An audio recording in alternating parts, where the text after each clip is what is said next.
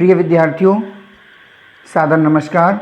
आप सभी का स्वागत है YouTube चैनल अपना इकोनॉमिक्स में। आज के वीडियो में सत्र 2022-23 के लिए जो ब्लूप्रिंट जारी कर दिया गया है माध्यमिक शिक्षा मंडल मध्य प्रदेश भोपाल के द्वारा हाई स्कूल और हायर सेकेंडरी सर्टिफिकेट परीक्षा के लिए जो ब्लूप्रिंट जारी किया गया है उसके बारे में हम चर्चा करेंगे। आज हम कक्षा 11वीं में विषय अर्थशास्त्र के ब्लूप्रिंट की चर्चा करेंगे। यह अर्थशास्त्र आर्ट वालों के लिए भी उपयोगी है, यानी कि जिन्होंने कला संकाय लिया है उनके लिए उपयोगी है, और जिन्होंने कॉमर्स लिया हुआ है, वाणिज्य संकाय लिया है, उनके लिए भी उपयोगी है, क्योंकि अर्थशास्त्र विषय की पुस्तक दोनों ही विषयों के विद्यार्थियों के लिए एक ही पुस्तक का उपयोग होता है। तो आइए हम इसकी चर्चा करते हैं। कक्षा 11वीं में जो अर्थशास्त्र विषय की जो परीक्षा होगी, यानी कि वार्षिक परीक्षा होगी, वह 80 अंक की परीक्षा होगी, यानी आपका जो पेपर रहेगा 80 अंक का होगा। इन 80 अंकों को किस प्रकार से बांटा गया है इस पर हम चर्चा करते हैं।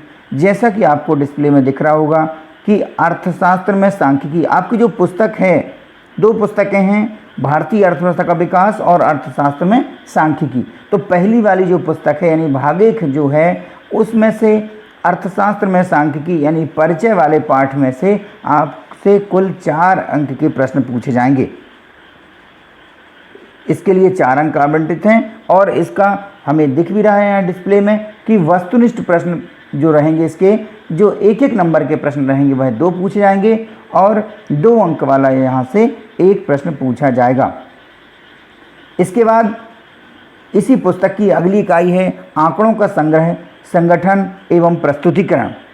इस इकाई से कुल 11 अंक की परीक्षा होगी, यानी इस इकाई में से आपको वार्षिक परीक्षा में 11 अंक आएंगे, यानी कि पेपर में 11 अंक के प्रश्न पूछे जाएंगे, जिसमें से 4 वस्तुनिष्ठ प्रकार के प्रश्न होंगे, यानी विकल्प वाले, रिक्त स्थान, सही जोड़ी मिलान, यानी कि जो एक नंबर वाले प्रश्न हैं वो 4 रहेंगे, 2 अंक वाले 2 प्रश्न रहेंगे और 3 अंक वाला 1 प्रश्न पूछा जाएगा। इसी पुस्तक की जो अगली इकाई रहेगी केंद्रीय प्रवृत्ति की माप, यह इकाई 10 अंक की रहेगी, यानी इस इकाई से 10 अंक की आपसे पूछा जाएगा परीक्षा में, जिसमें से 4 वस्तुनिष्ठ प्रकार के प्रश्न होंगे, 2 अंक वाला 1 प्रश्न पूछा जाएगा और 4 अंक वाला इस इकाई से 1 प्रश्न पूछा जाएगा। परिक्षेपण की माप, इस इकाई के लिए कुल 7 अंक आवंटित किए गए हैं। इन 7 अंकों में से 2 वस्तुनिष्ठ प्रकार के प्रश्न पूछे जाएंगे, 1 2 अंक वाला प्रश्न पूछा जाएगा और 1 प्रश्न पूछा जाएगा 3 अंक वाला। भाग 1 की जो अंतिम इकाई है सहसंबंध, सूचकांक एवं सांख्यिकी की विधियों का उपयोग, इस इकाई से कुल मिलाकर 8 अंक के प्रश्न पूछे जाएंगे, जिनमें से 4 हमारे वस्तुनिष्ठ प्रश्न के होंगे और 1 प्रश्न होगा जो कि 4 अंक का होगा। विद्यार्थियों, जैसा कि हम सब जानते हैं कि अर्थशास्त्र में 2 पुस्तकें हमारे पाठ्यक्रम में संचालित हैं, तो दूसरी पुस्तक का नाम है भारतीय अर्थव्यवस्था का विकास। इस पुस्तक से कितने प्रश्न पूछे जाएंगे, किस इकाई से, इसकी हम चर्चा कर लेते हैं। भारतीय अर्थव्यवस्था का विकास, इसकी जो पहली इकाई है विकास नीतियाँ और अनुभव, 1947 से 1990, स्वतंत्रता की पूर्व संध्या पर भारतीय अर्थव्यवस्था, और भारतीय अर्थव्यवस्था 1950 से 90। इस इकाई से कुल 6 अंक के प्रश्न पूछे जाएंगे, 1 अंक वाला इस इकाई से 1 प्रश्न पूछा जाएगा, 2 अंक वाला 1 प्रश्न और 3 अंक वाला 1 प्रश्न पूछा जाएगा। अगली इकाई है आर्थिक सुधार 1991 से, जिसमें उदारीकरण है, निजीकरण है और वैश्वीकरण पर हम समीक्षा करेंगे इस इकाई में। तो इस इकाई से कुल 6 अंकों के प्रश्न पूछे जाएंगे और इन 6 अंकों में से हम देखते हैं कि 1 अंक वाले 2 प्रश्न पूछे जाएंगे, जबकि 4 अंक वाला 1 प्रश्न पूछा जाएगा। अगली इकाई है भारतीय अर्थव्यवस्था की वर्तमान चुनौतियाँ। यहाँ पर इस इकाई से कुछ पाठ्यक्रम हटाया गया है, हम अभी थोड़ी देर बाद इसकी चर्चा भी करेंगे। किन किन चैप्टर को इसमें से हटाया गया है हम देखते हैं अब इसमें से क्या पूछा जाएगा। भारतीय अर्थव्यवस्था की वर्तमान चुनौतियों में हमें तैयारी करना है भारत में मानव पूंजी निर्माण और ग्रामीण विकास। इसके लिए कुल 10 अंक आवंटित किए गए हैं इस पाठ के लिए, इस अध्याय के लिए। 4 वस्तुनिष्ठ प्रकार के प्रश्न होंगे, जबकि 2 अंक वाला एक प्रश्न पूछा जाएगा और एक प्रश्न पूछा जाएगा 4 अंक वाला। अगली इकाई है भारतीय अर्थव्यवस्था की वर्तमान चुनौतियां, रोजगार, समृद्धि, अनौपचारीकरण एवं अन्य मुद्दे, पर्यावरण एवं धारणीय विकास। इस इकाई से कुल 10 अंक के प्रश्न पूछे जाएंगे, जिसमें से वस्तुनिष्ठ प्रकार के 5 प्रश्न होंगे, एक प्रश्न होगा 2 अंक वाला और एक प्रश्न पूछा जाएगा 3 अंक वाला।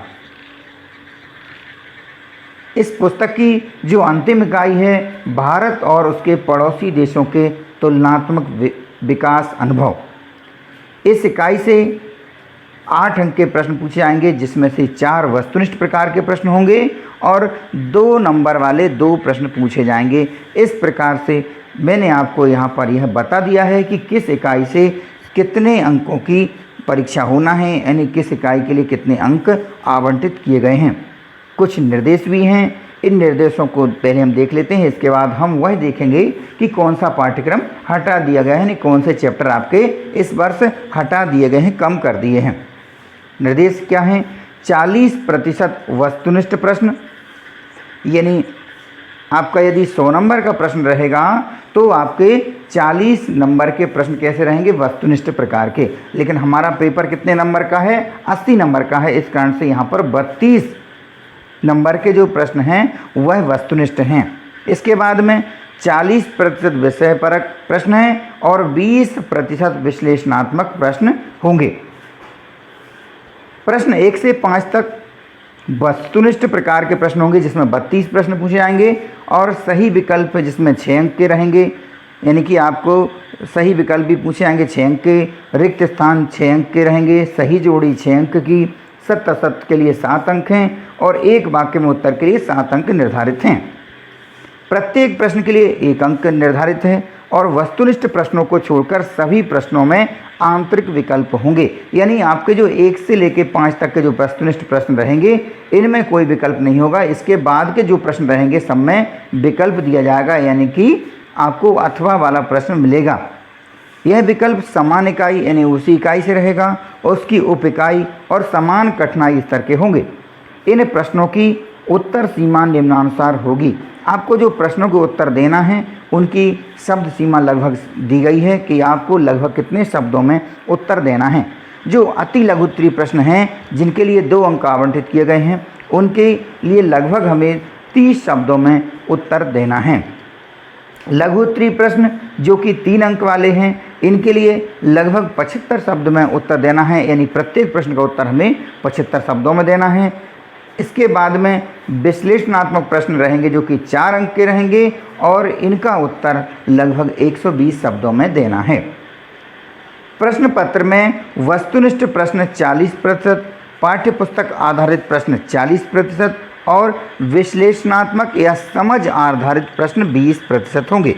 कठिनाई का स्तर क्या रहेगा? 40% सरल प्रश्न पूछे जाएंगे, 45% सामान्य प्रश्न होंगे और 15% कठिन प्रश्न पूछे जाएंगे।